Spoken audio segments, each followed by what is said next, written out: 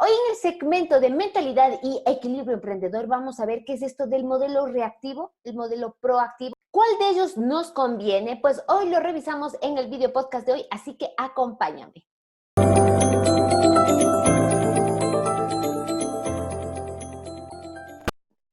Emprendedores en el mundo digital 360.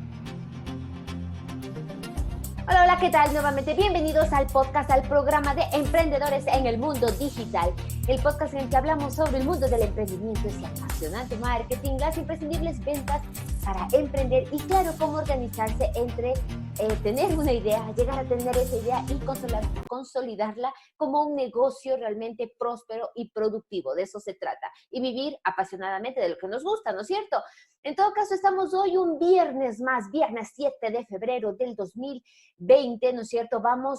Ya saben, en el segmento de equilibrio emprendedor, vamos a hablar sobre el modelo reactivo o el modelo proactivo. ¿De qué trata esto y en base a qué, cómo nos va a beneficiar? Pues hoy lo revisamos. En todo caso, hoy vamos a dedicar el podcast a todas aquellas personas que ante una situación no pensada, de pronto hasta violenta, nos quedamos así congelados y quietos, no sabemos cómo actuar y nos congelamos. Nos pasa, ¿no es cierto? Normalmente.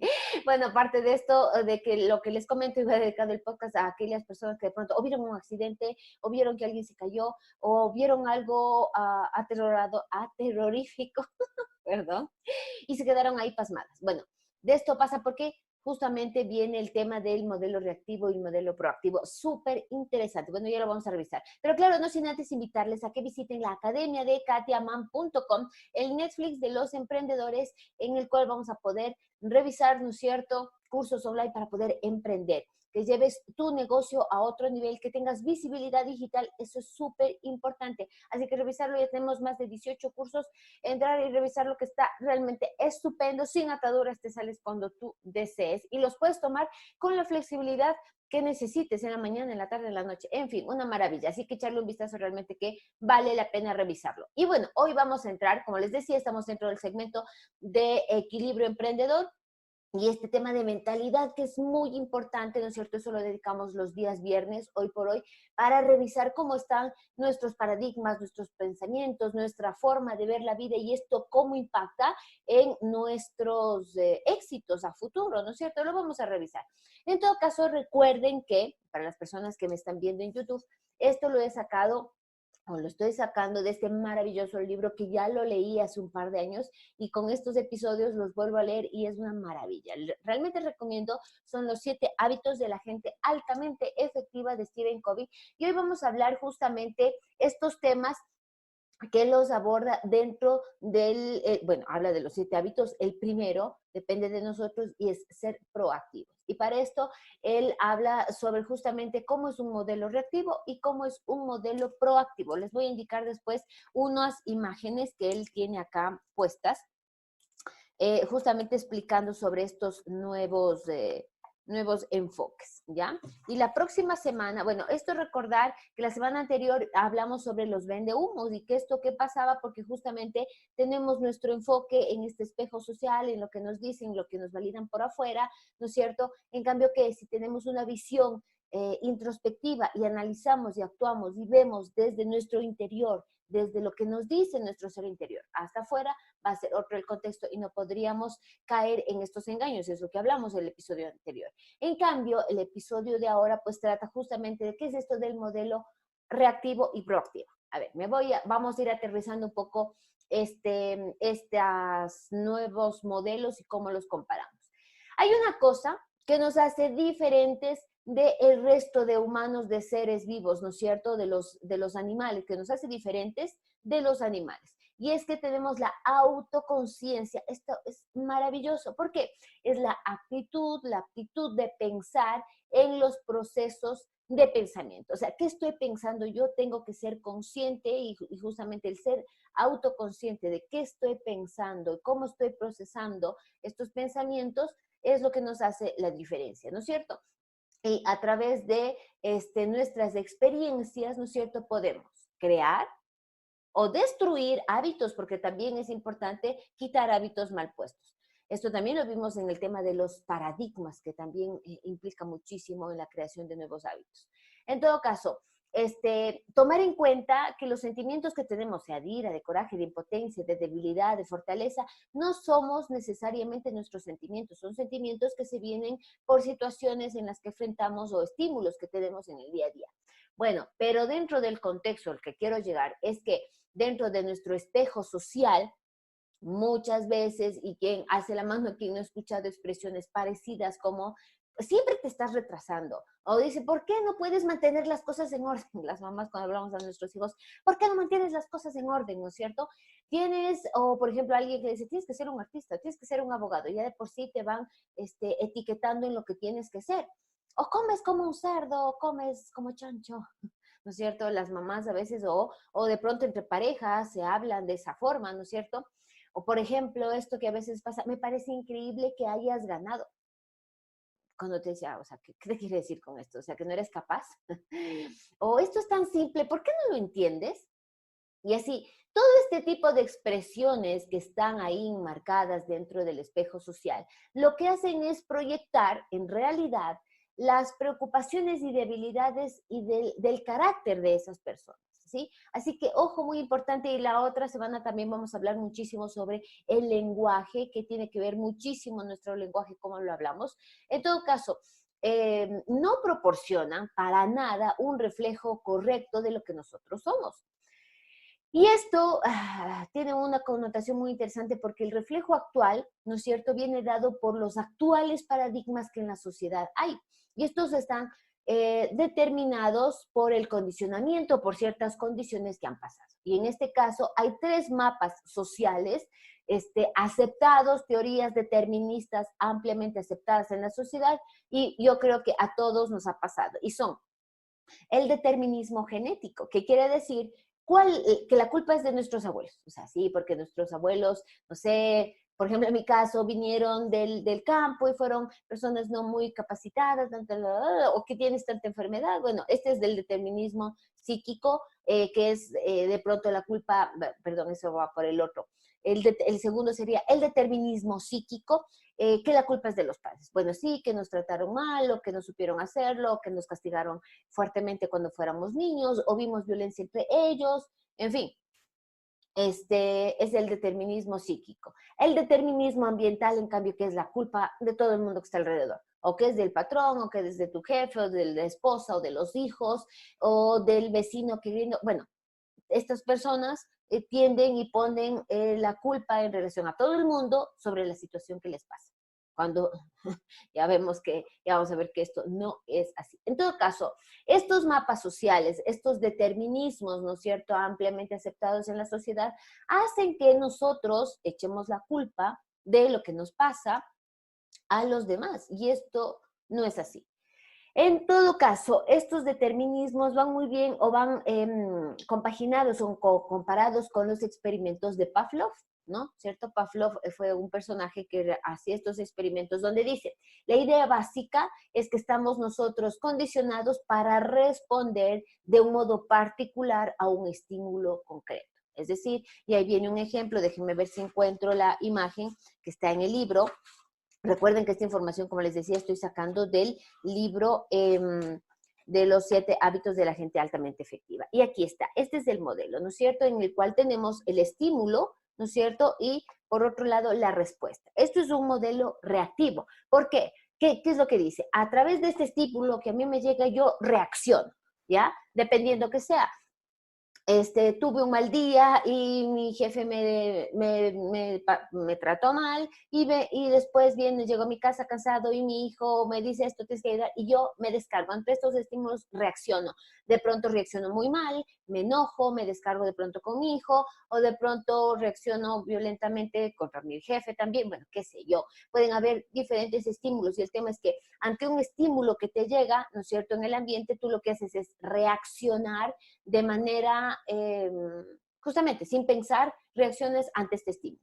Esto pasa y esto forma parte del modelo reactivo, del cual es el que no queremos participar, porque esto nos va a provocar muchísimas cosas negativas.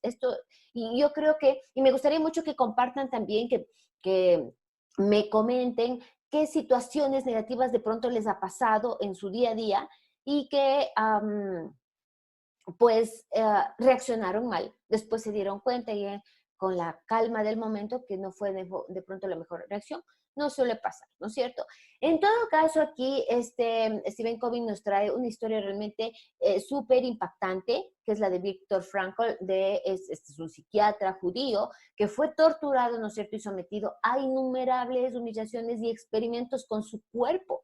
Incluso habla donde un día él, desnudo y solo en una pequeña habitación, estaban experimentando con su cuerpo los nazis de una manera brutal, y ahí es cuando él toma conciencia, ¿no es cierto?, y determina que hay un tema que lo llama la última libertad. O sea, él cuando ya se vería incluso en el hecho de su muerte, pensando que ya iba a morir con toda esta clase de dolores que él experimentaba por estos experimentos que hacían sobre él, pues él decide decir, no, todo pueden hacer. Este ambiente tan hostil y tal en contra de mi integridad, de mi parte física, pues no va a ser el determinante de que yo pueda tener esta última libertad.